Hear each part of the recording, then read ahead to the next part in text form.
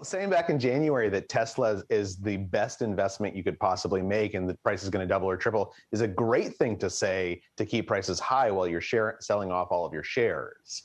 And the thing you have to understand about Chamath is a wonderful storyteller. He's a captivating storyteller, right? That's why he's on TV. That's why he's quoted in newspaper and magazine articles.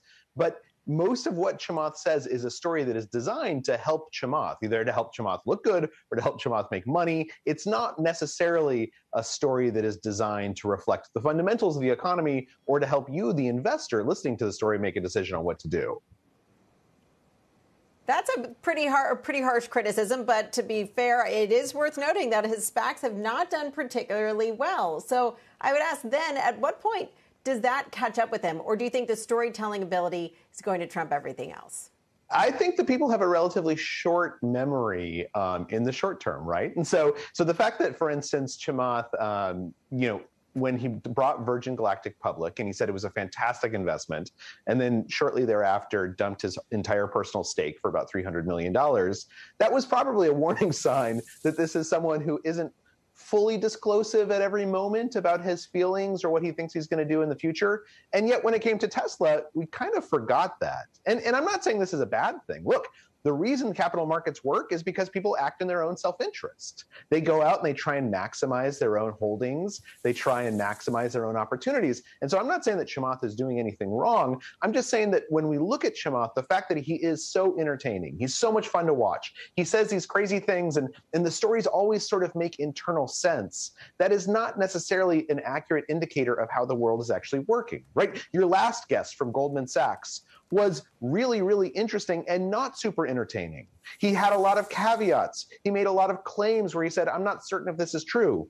If you're in a room and there's a really good storyteller telling you what you should do with your money and someone else who's not a great storyteller and is telling you all the downsides and what he doesn't know, go listen to the boring guy to tell you how to invest your money because he's probably going to make you more money in the long run. Charles, put a finer point, if there is a finer point to be put on this for us. What's the difference between Chamath Palihapitiya and Warren Buffett?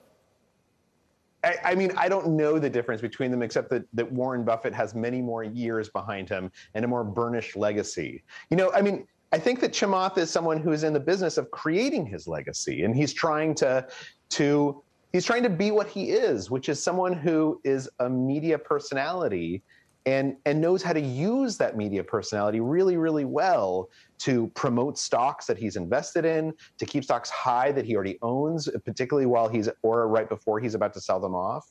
But that's fine. Look, when I wrote this piece for The New Yorker, one of the things I pointed out is that new markets are created by storytellers. 5 years ago, people didn't think that SPACs was going to be something that actually existed. And it was because of Chamath and a handful of other storytellers who maybe are talking their own book and talking a little bit beyond the facts, who made everyone else believe that SPACs is something that ought to exist and something that they should invest in. Now, a lot of people are going to lose a lot of money in SPACs, right? It's very unclear that SPACs are necessarily a universally good thing for capitalism. But it is a new asset class, the same way that the creation of junk bonds by Mike Milken was the creation of a new asset class. And over time, these asset classes become normal. They become normalized. They have rules applied to them, which is what's happening in DC right now. And that's a good thing.